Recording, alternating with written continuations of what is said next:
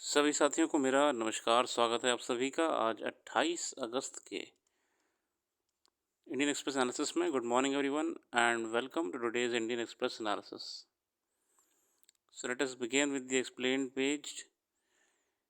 Delhi excise policy case में K कविता, जो कि एक बड़ा नाम थी, उनको बेल मिल चुकी है और दिल्ली एक्साइज पॉलिसी केस में कई बड़ी बातें निकल के आई हैं। हालांकि मैं उसमें नहीं जाऊंगा, मगर सिर्फ इस आर्टिकल से आपके इस पर्पज़ से ये निकल के आ रहा है कि सेंट्रल एजेंसीज पे बार बार प्रश्न चिन्ह खड़ा होता है कि आर दे ट्रांसपेरेंट और नॉट। सुप्रीम कोर्ट ने सीधे सीधे सीबीआई और ईडी की इन्वेस्टिगेशन को क्वेश्चन मार्क में ले आए हैं और ये भी कहा है कि आप लोग बेवजह के केस बना के लोगों को जेल में डाल रहे हैं पॉलिटिकल मोटिव निकालने के लिए। के कविता जी को बेल मिलना, क्योंकि इनका नाम बहुत ही अहम था और सुप्रीम कोर्ट ने पहले भी ये कह रखा है। इवन आप देखिए, आपका हेमंत सोरेन, झारखंड झारखंड में हेमंत सोरेन जी को जब बेल मिली थी, तब भी सुप्रीम कोर्ट ने क्लियरली कहा था कि ईडी ने एकदम बेकार इन्वेस्टिगेशन करी है, पूरा केस बनाया है अपने हिसाब से और बेबुनियाद था। जिसके बाद हेमंत सोरेन, जो कि मुख्यमंत्री थे, उनको जेल हो गई थी और सुप्रीम कोर्ट ने जेल सिरे से खारिज कर दिया था। तो फिलहाल इस आर्टिकल में नहीं जाएंगे ज़्यादा पॉलिटिकल आर्टिकल में, मगर हम ये कहना चाहते हैं कि आप इसमें इस टॉपिक को इम्पोर्टेंट समझिएगा कि सेंट्रल सर्विसेज का क्या हकीकत में आज भी केज्ड पैरट हैं और क्या हम सेंट्रल सर्विसेज से कुछ उम्मीद कर सकते हैं या वो सिर्फ़ और सिर्फ पॉलिटिकल एजेंडे को फुलफ़िल कर रही हैं। कोई सबूत नहीं दे पाई हैं और जो कोर्ट ने ये भी कहा है कि सिर्फ हियर से के आधार पे आपने, किसी ने उसका नाम ले लिया, आप लोग उठा के ले आए, ए ने बी का नाम ले लिया, बी ने सी का नाम ले लिया, सी ने डी का नाम ले लिया और आप इसी एविडेंस पर लोग को उठा के जेल में डालना शुरू कर दिए, बीएमएलए केस में पकड़ लिए हैं।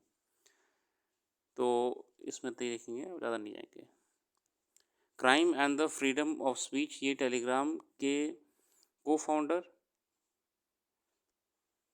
पवेल दोरोव को अरेस्ट को लेके है। फ्रांस पुलिस ने उन्हें अरेस्ट कर लिया है। आइए देखते हैं क्या मैटर है। यहाँ पे जो जिक्र हो रहा है, ये हो रहा है डिजिटल सर्विसेज एक्ट का। Digital services act basically European union digital services act, इसके माध्यम से यूरोपियन यूनियन ने पूरे यूरोप में जितनी सोशल मीडिया प्लेटफॉर्म्स हैं, गूगल, फेसबुक, XYZ, इन सबके ऊपर शिकंजा कसने के लिए ये एक्ट लाई थी और इसी के आधार पे टेलीग्राम पे ये आरोप लगाए हैं कि आप अपने प्लेटफॉर्म पे चल रही इलीगल गतिविधियों पे, पोर्नोग्राफी से लेकर टेररिज्म से लेकर फ्रॉड्स को नहीं रोक पा रहे हैं। आप एक मॉडरेटर को अपॉइंट नहीं कर पा रहे हैं, एक ऐसी यूनिट जिसका काम इस प्लेटफॉर्म को पाक साफ रखने का हो, मतलब एक ऑनेस्ट प्लेटफॉर्म रखने का हो। अगर आप ये काम नहीं कर पा रहे हैं तो भैया जेल जाइए अब आप। Allegedly allowing a wide range of crimes due to a lack of moderators and lack of cooperation with the police, French president Emmanuel Macron posted on X। उन्होंने कहा है कि भैया हमने सिर्फ इसलिए करी कि प्लेटफॉर्म की जिम्मेदारी होती है कि जो भी यूज़र्स हैं उनके बारे में, उनको तो सेफ रखे साथ में प्लेटफॉर्म का दुरुपयोग ना हो। Dhruv 39 was born in USSR and went to St. Petersburg University in Russia. He co-founded a popular social media called Vkonket but left the country after authorities reportedly told him to provide users encrypted data। इन्होंने पहले भी ऐसी app बनाई थी, मगर जब सरकार ने ज़ोर बनाया इनके ऊपर कि आप जो है अपने यूज़र्स का डेटा दीजिए, इन्होंने विरोध करा, वहाँ चले गए वहाँ से। ये 2013 में Pavel and his brother Nikolai founder Telegram, focusing on user privacy. It allows group with up to 2 lakh members and syncs with multiple devices, giving it an edge over apps like WhatsApp. It has more than 900 million users worldwide। और हम जानते हैं कि WhatsApp से ज़्यादा बेहतर Telegram है। कारण ये है कि टेलीग्राम में बहुत सारे फीचर्स हैं और आसान है मल्टीपल डिवाइसेस में चलाना उसको। Recent report by AP set he still has a searching citizenship. France का केस क्या है? बेसिकली फ्रांस ने proceeding accusing Telegram of its complicity in numerous cases linked to drug trafficking, support for terrorism and cyber stalking। Often, a French agency responsible for preventing and combating violence against minors had discreetly launched an investigation into the dissemination of child pornography on Telegram. The high degree of privacy on Telegram has allowed some users to use it for illegal activities. इन्होंने मतलब कि ये कहा है कि Telegram के जो user confidentiality है वो तो अच्छी बात है, मगर उस इनक्रिप्टेड डेटा का यूज़र कॉन्फिडेंशियलिटी का दुरुपयोग कर रहे हैं गलत लोग. Geopolitics and regulation. Russian officials have expressed outrage at the arrest, with some saying it exposes the West's double standards on freedom of speech. और लोग ये भी कह रहे हैं कि भैया अगर आप ऐसे फ्रीडम ऑफ स्पीच वगैरह पे पंगा कर रहे हो तो आपने ना तो फेसबुक को कभी अरेस्ट करा, आप सिर्फ फेसबुक को सेनेट कमेटी के पास ले गए थे. इस फेसबुक ने सेनेट कमेटी के सामने जाकर जवाब दिया था. उसके लिए ये कहा गया था कि सिर्फ एक ड्रामा था जिसमें मार्क ज़करबर्ग यहाँ बैठे हुए थे और सेनेटर्स का जवाब दे रहे थे. अरेस्ट तो नहीं हुए ना. सिमिलरली ये एक नैरेटिव चल रहा है अब कि फेसबुक है, ट्विटर है, एक्स है, यूट्यूब है वगैरह वगैरह, व्हाट्सएप है. आईफोन सबसे बड़ा प्रॉब्लम है, वो तो प्रॉपरली प्रूफ हुआ है कि टेररिस्ट ऑर्गेनाइजेशन यूज़ करते हैं ऐसी डिवाइसेस का.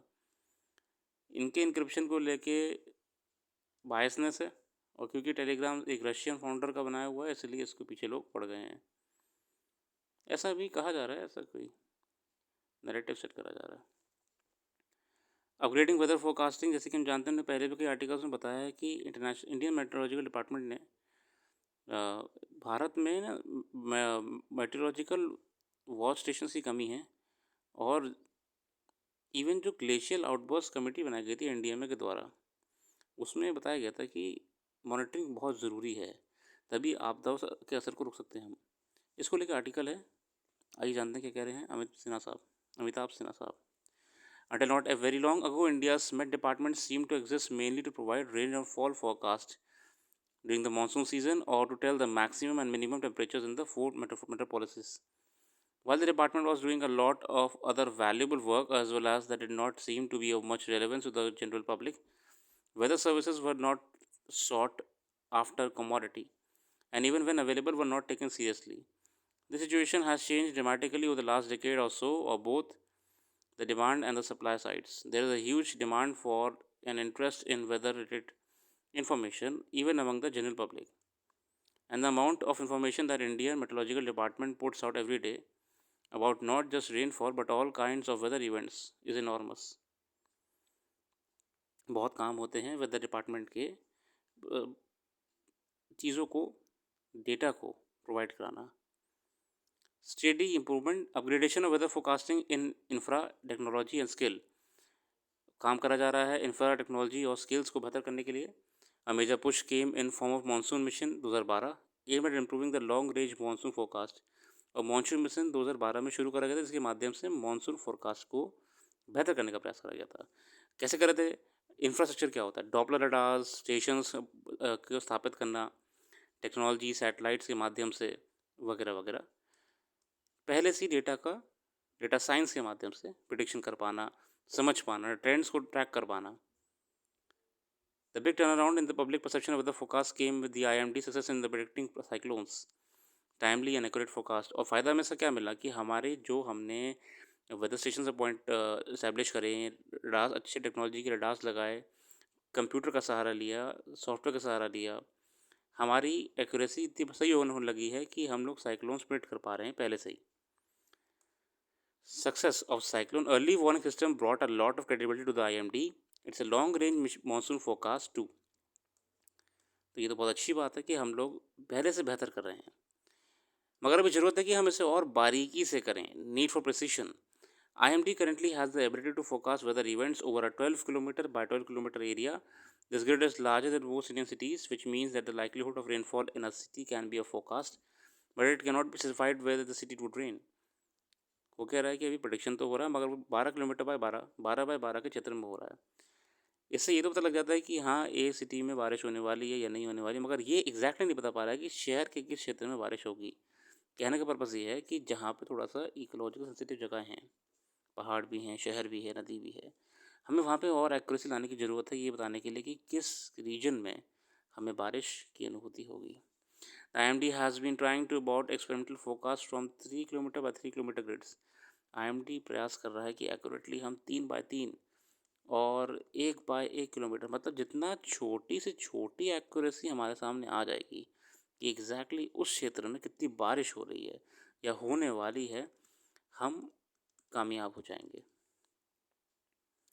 काम कर जा रहा है डॉपलर रडार्स पे। इसी बहाने आप आज जानने का प्रयास करिएगा डॉपलर रडार होता क्या है। ये डॉपलर रडार कैसे ये मदद करता है हमारे वेदर स्टेशंस को, वेदर साइंटिस्ट को मौसम का पता लगाने में।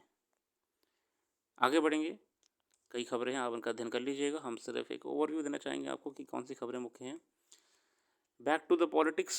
Congress National Conference alliance in Jammu Kashmir, basically Jammu Kashmir में हलचल शुरू हो रही चुनाव से पहले, उसको लेकर आर्टिकल है, आप इसका अध्ययन कर लीजिएगा। Weather resilience IMD's upgrade is much needed, एक और आर्टिकल आपका वेदर डिपार्टमेंट को लेकर है, इससे भी पढ़ लेते हैं कहना क्या चाह रहे हैं। The weather forecasting upgrade planned by the IMD is long overdue. In the past 10 years, the IMD's ability to make long-range predictions over broad regions has improved appreciably. Yet there are several days when predictions go wrong, especially during the southwest and northeast monsoons. The challenging today is not to predict average rainfall or temperature over the season, month or week. Extreme weather events that usually occurred once or in a few days now threaten people's lives and livelihood throughout the year. Weather forecasters need to find way to alert farmers, municipal authorities, and office and school goers about copious rainfall at hyper local levels.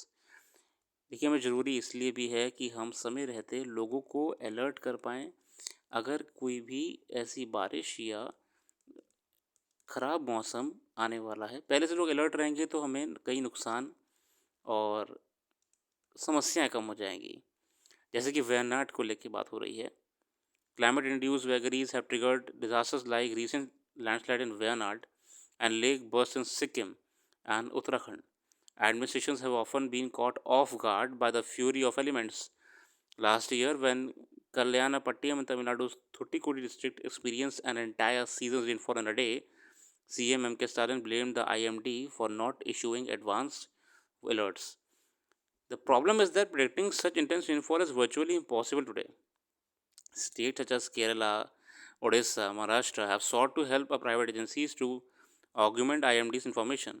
However, the fact remains that large gaps in knowledge will have to be plunged to make the country climate resilient. कई राज्यों ने ये आरोप लगाए हैं कि समय रहते हमको, जैसे M.K. स्टालिन साहब ने कहा था कि ये नहीं बताया गया कि बारिश या जो मौसम ख़राब होने वाला है वो कब होगा, प्रिडिक्शन सही से नहीं मिल पाती है। ये टाइम एक्यूरेसी अभी भी हमारी टेक्नोलॉजी में नहीं आई है, इसीलिए IMD प्रयास कर रही है अपग्रेड करने का अपने टेक्नोलॉजी सॉफ्टवेयर्स को और टेक्नोलॉजी इंफ्रास्ट्रक्चर को। जैसे कि मैंने को बताया कि अगर हमें पहले से ही आइडिया हो जाएगा कि इस क्षेत्र में कितनी और कब बारिश हो सकती है, सीवियर होगी या नॉर्मल रहने वाली है, तो उस क्षेत्र में रहने वाले लोगों को पहले से ही आइडिया हो जाएगा और जान माल का नुकसान कम होगा।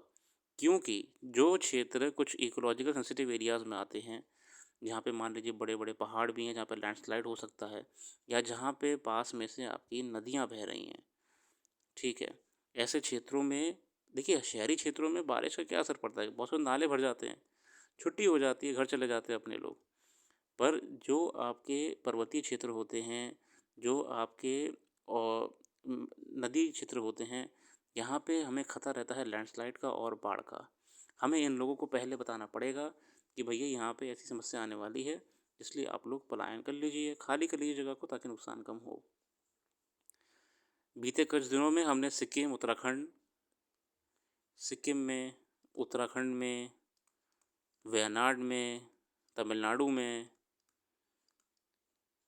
अर्ली वार्निंग सिस्टम के लेट प्रेडिक्शन की वजह से या फिर समय रहते प्रेडिक्शन ना होने की वजह से नुकसान उठाया।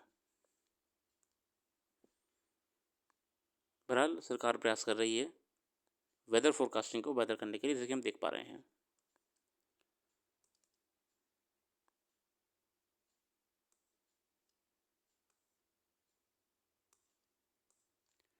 बाकी आर्टिकल्स आप पढ़ लीजिएगा। हमने सिर्फ क्विक ओवरव्यू में आपकी हेल्प करने का प्रयास करी है, जो कुछ इंपॉर्टेंट आर्टिकल्स थे जो हमें लगे भी। बाकी प्रधानमंत्री finance minister GST council discuss rate rationalisation on सितंबर 19 बैठक होने वाली है। Rate rationalization discussions have happened earlier, and the concern of maintaining revenue neutrality has weighed in, as many major rate change for items or tweaks in tax slabs under GST would imply loss of revenue for both states and centers. कल हमने ये भी जाना था कि RBI governor ने एक unified lending interface, मतलब पैसे को लेंड करने के लिए बैंक्स में लिक्विडिटी, मार्केट में लिक्विडिटी बनाए रखने के लिए एक नया प्लेटफॉर्म लाया जा रहा है, जिससे लेंडिंग क्रेडिट आसान हो जाएगा और लोग को पैसा आसानी से मिल पाएगा, तभी अर्थव्यवस्था चल पाएगी। इसका प्रयास कर रहा है RBI, unified lending interface credit lending के लिए। देखते हैं कब लॉन्च हो जाएगा और इसका फ़ायदा किस रूप में हमें और अर्थव्यवस्था को देखने को मिलेगा। ज़रूरत है कि बाज़ार में तरलता बनाई जाए। बाकी आज के रखते हैं। अपना कीमती समय देने के लिए बहुत बहुत धन्यवाद। जो करंट अफेयर्स यहाँ पर डिस्कस नहीं कर पाए वेबसाइट पर डाल देंगे। वेबसाइट का लिंक डिस्क्रिप्शन में मौजूद है, आप ज़रूर विज़िट करिएगा। थैंक्स, कल फिर आते हैं।